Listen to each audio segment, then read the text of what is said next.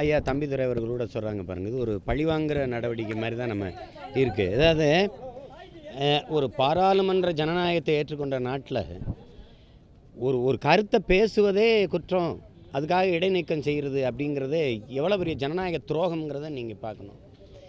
மேகதாதுக்கு அணை கட்டுவதற்கு ஆய்வு செய்வதற்கு உரிமையை கொடுக்குது அரசு. அதை எதிர்த்து நம்ம பேசுகிறோம், அது நம்மளுடைய உரிமை, நம்மளுடைய கருத்து சுதந்திரம். அதை பேசிய உறுப்பினர்களை இடைநீக்கம் செய்வது என்பது எவ்வளோ பெரிய ஜனநாயக படுகொலை அப்படிங்கிறத நீங்கள் பார்க்கணும். இங்கே இருக்க பாராளுமன்றத்தில் ஜனநாயகம் எங்கே இருக்குது? ஒரு கொடுமை இது. சபரிமலையில் 2 பெண்கள் போனாங்க, இல்லை இப்போ நீங்கள் நுட்பமாக பார்க்கணும். கோயிலுக்குள்ளே போகக்கூடாதுன்னு போராடிய பெண்களை விட கோயிலுக்குள்ளே போகணும்னு போராடின பெண்களுடைய எண்ணிக்கை எவ்வளவுன்னு பாருங்கள். நீங்கள் மக்களுடைய மனநிலையை பார்க்கணும். இப்போ நான் என்னுடைய தனிப்பட்ட கருத்து என்பது ஒன்று தான் சொல்லுவேன். பெண்களை விட புனிதமானது ஒன்று உலகத்தில் இருக்கா? என் தாயை விட புனிதமானது உலகத்தில் இருக்கா?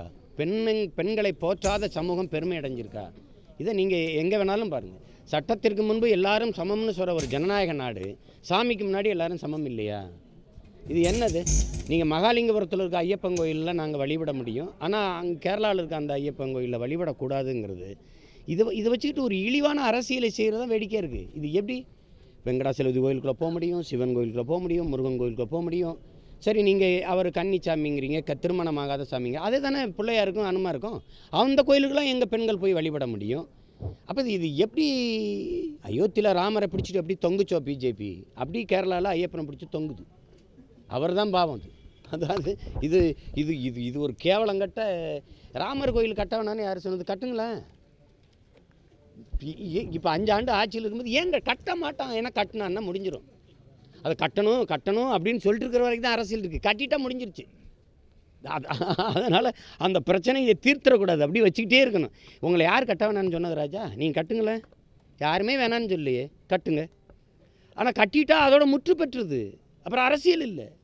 பாகிஸ்தான் மட்டும் பக்கத்து நாடாக இல்லைன்னா பாரதிய ஜனதாவுக்கு பாலிட்டிக்ஸ் எங்கே இருக்குது? இதில் நீங்கள் நுட்பமாக கேள்வி கேட்டு பாருங்க. வெள்ளைக்காரனோட பல 100 ஆண்டுகளை அடிமைப்படுத்தி ஆண்ட வெள்ளைக்காரனோட நட்பு பாராட்டுகிற என் தேசம், அவனை ஐபிஎல்லில் கூட்டிகிட்டு வந்து விளையாட வைக்கிற என் தேசம், அவனோட அனைத்து உறவுகளையும் வச்சுக்கொள்கிற என் தேசம், அவன் அடிமைப்படுத்தி ஆண்ட போது இந்த நிலத்தின் விடுதலைக்கு போராடிய பாகிஸ்தானில் இருக்கிற அவன் மக்களை பகையாக கருதுறது, சொந்த சகோதரனை பகையாக மாற்றி வச்சுருக்கிற ஒரு தேசத்தை எப்படி கணக்கில் எடுத்துப்பீங்க? எந்த நாடு வேணாலும் பகை நாடாக இருக்கலாம். பாகிஸ்தானும் பங்களாதேஷும் இந்தியாவுக்கு எப்படி பகையாக இருக்க முடியும்? நீ பெற்று போட்ட குழந்தை தானே, உன் பேரன் பேத்தி தானே, உன் மகன் உன் பேரன் தானே. பாகிஸ்தான் உன் மகன், பேரன் பங்களாதேஷ், அவனோட எதுக்கு ஒரு சண்டை? சரி, அவ்வளவு பேசுதில்லை என் தேசம் இஸ்லாமிய மக்கள்னா. ஒன்று சொல்லுங்கள், இஸ்லாமிய மக்கள் எனக்கு வரி கட்ட வேணாம், வாக்கு போட வேணான்னு முடிவு எடுத்துட்டீங்க, வரி கட்ட வேணாம்னு ஒரு தடவை சொல்லி விடுங்களேன். இஸ்லாமிய மக்களின் வரி எனக்கு வேண்டாம். இஸ்லாமிய நாடு கிறிஸ்தவ நாடோட எந்த உறவும் இந்தியா வச்சுக்கிறாது. நாங்கள் இந்துக்கள் நாடு, அதனால் அமெரிக்கா, ஆஸ்திரேலியா, ஃப்ரான்ஸு, ஜெர்மனி எந்த நாட்டும் உங்களுக்கு உறவு கிடையாது. ஐரோப்பிய நாடுகள் அல்லது அரேபிய நாடுகளோட எந்த வர்த்தக தொடரும் இல்லை. அவன்கிட்ட என்ன வாங்க மாட்டோம், நாங்கள் கட்ட வண்டியிலே பயணம் செஞ்சுக்கிறோம். சொல்லிவிட ஒரு தடவை. சும்மா தமிழ் தேசியம் என்பது திராவிடத்தின் கிளை அப்படின்னு சொல்லி வைகோ சொல்லியிருக்கிறாரு. தெரியல, அவர் ஒரு வேளை அவர் எனக்கு எங்கள் ஐயா மணியரசன் தமிழ் தேசிய அரசியலினுடைய ஆசான், அரசியலுடைய தந்தையாக இருக்க எங்கள் ஐயா சொன்ன பதில் தான்.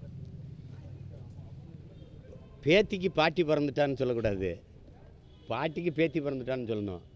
தமிழ் தேசம் நீங்கள் நுட்பமாக பார்த்தீங்கன்னா அண்ணல் அம்பேத்கரே சொல்கிறாரு, இந்த நிலப்பரப்பு முழுதும் தமிழை தாய்மொழியாக கொண்ட நாகர்கள் தான் பரவி வாழ்ந்தார்கள்னு சொல்கிறாரு. இந்திய நிலப்பரப்பு முழுதும் தமிழ் மொழியோடு சமஸ்கிருத மொழி சண்டை போட்டு அதில் பிறந்து பிரிந்த மொழிகள் தான் இந்த தெலுங்கு, கன்னடம், துளு, மலையாளம் எல்லாம்.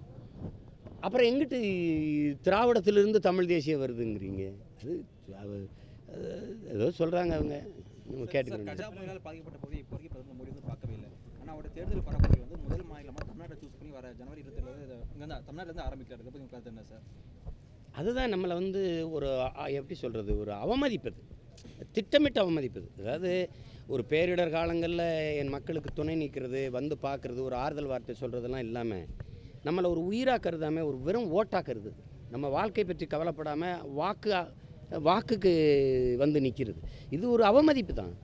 இது திமுக அதாவது இப்போதைக்கு பார்த்தீங்கன்னா 48 மணி நேரத்தில் நீங்கள் அறிவிச்சிருக்கீங்க அப்படின்னு சொல்லிட்டீங்க. திமுக அதிமுகன்னு அறிவிக்கல. திமுகவில் வந்து உதயநிதி ஸ்டாலின் வரதுக்காக ஒரு விருப்ப மனுலாம் கொடுத்துருக்காங்க. திமுக ஸ்டாலினை சொல்லியிருக்கிறாங்க. இதை எப்படி பார்க்குறீங்க? தொடர்ந்து குடும்ப அரசியல் அப்படிங்கிற பார்வையில் இருக்குது. அதை எப்படி பார்க்குறீங்க நீங்கள்? இப்போ இந்த திருவாரூர் இடைத்தேர்தல் எப்படி பார்க்குறீங்க? நீங்கள் தான் சொல்கிறீங்களா, அது வந்து நாட்டை பொலிட்டிக்கல் பார்ட்டி, ஃபேமிலி ப்ராப்பர்ட்டி, அது உங்களுக்கு அது அரசியல் இயக்கம் இல்லை, கம்பெனி, ப்ரைவேட் லிமிட்டெடு. அதனால அதை பேசி பயனில்லை. இவங்களை ஒழிக்காமல் இந்த நாடு விடுதலை அடையாது. வெற்றி எனக்கு என்ன இருக்கு? நான் என் அரசியல் வைப்பேன், வாக்கு தந்து வெளில வைக்க வேண்டியது மக்களின் கடமை. போட்டால் போடுங்க, போடலைன்னா போங்க, எனக்கு ஒன்றும் இல்லை. நான் ஓட்டு காசு கொடுக்க போகிறேன்னா, இல்லை கோடியாக எல்லாம் சொத்தை வித்துட்டு முதலீடு செய்ய போகிறேன், ஒன்றும் இல்லை. யாராவது தூய உள்ளத்தோடு ஒரு சரியான ஆள் நான் தேர்தலில் ஓட்டுக்கு காசு கொடுக்க மாட்டேன்னு சொல்லி என்னை நின்று வென்று காட்டிடு. யாராவது நிற்க சொல்லி பார்ப்போம். அங்கே வந்து பேரம் பேசுவான், என் வேலையை பார்ப்பேன், என் உழைப்பை பார்த்துட்டு ஓட்டுக்கு 10,000 20,000ங்கிறத நான் தான் தீர்மானிப்பேன். நான் வேலை செய்ய வேலை கூட்டிகிட்டே போயிட்டு இருக்கேன். வெற்றி பெறும் அப்படின்னு சொல்லி டிடி தினகரன் சொல்லியிருக்காங்க. இதை எப்படி பார்க்குறீங்க? ஆர்கே நகரோடைய வாய்ப்பு இருக்குது. அவர் திருவாரூரை மொத்தமாகவே விலைக்கு வாங்கினாலும் வாங்குவார். அவர் ஆர்கே நகரை வாங்கினவர் தானே நம்ம பார்த்தோம். அது சார் நடிகர் ரஜினிகாந்த் வந்து அரசியல் வர போகிறதா சொல்லி ஒன் இயர் முடிஞ்சிருச்சு சார். ஸோ இப்போ அரசியல் பற்றி கருத்து எதுவுமே தெரிவிக்க பாருங்கள். இப்போ எதுக்கோ ஓராண்டு விழா கொண்டாடுறோம், அவர் வர்றாருங்கிறது. தமிழ் தேசியவாதிகள் எப்படி பார்க்குறாங்க? அது திமுகவுக்கு கை கொடுக்க வாய்ப்பு இருக்கா? அது இப்போ ஐயா பெரியாரை பற்றி பேசுவது, அந்த பேரணி எல்லாமே திமுக ஓட்டர்ஸ், திமுக ஆதரவாளர் தான், திமுகவுக்காக தான் செய்கிறாங்க. அதனால் அதை பேசி பயனில்லை, அது பேசல. நீங்கள் பெரியாரை பற்றி இவங்க பேசுவாங்க, பெரியார் பேசியதை பேசுவாங்களா? நான் தான் பேசுவேன், நான் தான் பேசுனேன், நான் தான் பேசுவேன். பெரியார் பேசியதை பேச சொல்லுங்கள். பெரியாரை பற்றி பேசுவாங்க, பெரியார் பேசுனதை பேசுவாங்களா?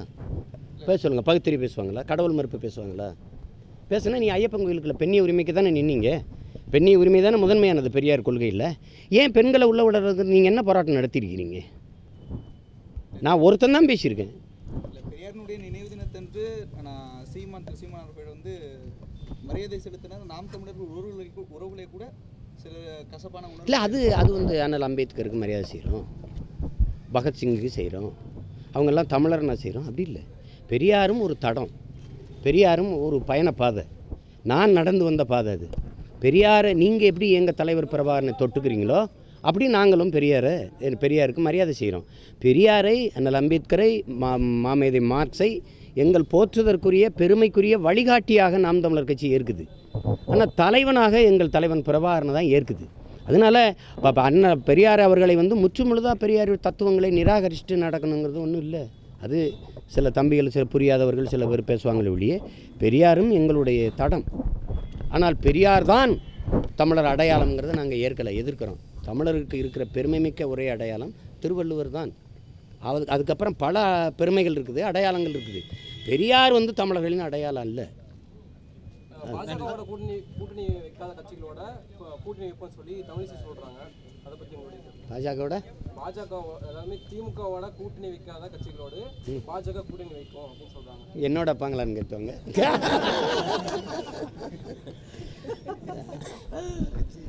அம்மா வந்து ரொம்ப மன அழுத்தத்தில், மக்கள் ரொம்ப சுமையில் இருக்கும்போது கொஞ்சம் அப்பப்போ நகைச்சுவையாக பேசி ஏதாவது சிரிக்க வச்சு மக்களை மகிழ்விக்கிறது அம்மாவுடைய வழக்கம். அதில் அது ஒரு கருத்து, சிரிச்சுக்கிற வேண்டியதான். ஒரு தங்கச்சி தமிழிசை அம்மாவுக்கு தான் ஓட்டு போடுவேன், ஏன்னா அக்காவை பார்த்தாலே எனக்கு நகைச்சுவையாக இருக்குது அப்படின்னு. அந்த கதை தான் இது. பெண்கள் ஐயப்பன் சன்னதிக்கு போகிறத ஆதரிக்கிற கட்சிகளுக்கு அது வேரோடு பிடுங்கி எறியக்கூடிய நேரம் வந்துச்சு. யார் சொல்றது? அம்மாவா? யார் சொல்ற? அம்மாவா? எச் ராஜாவா? அவருக்கு வேறு எங்கே இருக்காங்க? அவர் ஒரு இப்போ புராண காலங்களில் நாரதர் வருவார், கட்டடிச்சுட்டு அங்கங்கே பேசிட்டு நாராயணா அப்படின்னு. அந்த மாதிரி ஒரு நாராயணர், ஒரு பெரிய நாராயண சுப்பிரமணிய சாமி, இது ஒரு சின்ன நாராயணன். நாம் தமிழர் கட்சி பொறுத்தளவு இடைத்தேர்தல் அப்படின்றது வந்து வெற்றி இலக்கா இல்லை வந்து பரிசீலனை? இங்கே பாருங்க, இது வெற்றி தோல்விக்கு அப்பாற்பட்ட ஒரு விளையாட்டு. மற்றவங்க போட்டி போட பயப்படுவாங்க, நான் போடுவேன். மக்களுக்கு அருகில் சென்று சொல்லிக்கிட்டே இருக்கணும், நம்ம அரசியலை சொல்லிக்கிட்டே இருக்கணும். அப்போ தான் நீங்கள் ஆர்கே நகரில் நீங்கள் எங்களுக்கு ஒரு எதிர்பார்க்காத அளவுக்கு ஒரு வாக்கு, அப்போ திருவாரூரில் மறுபடியும் போட்டி.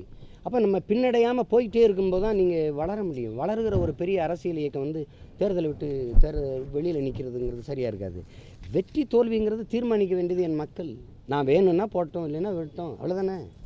எனக்கு என்ன இருக்குது, சட்டையை பிடிச்சி அடிக்க போகிறேன்னா ஏன் சட்டசபைக்குள்ள போகல சீமான் ஒருத்தனை நீ கேட்க மாட்டான். சட்டமன்றம் பாராளுமன்றத்தில் பேச விட மக்கள் மன்றத்தில் நம்ம பேச வேண்டியது நிறைய இருக்குது. அதனால் இது ஒரு வாய்ப்பு, அதை பயன்படுத்துகிறோம். நன்றி சார். நன்றி. ஹாய் எவ்ரிபடி, நான் உங்கள் சிங்கர் ரம்யா NSK. 0 பாயிண்ட் மீடியாவுக்கு சப்ஸ்கிரைப் பண்ணுங்கள்.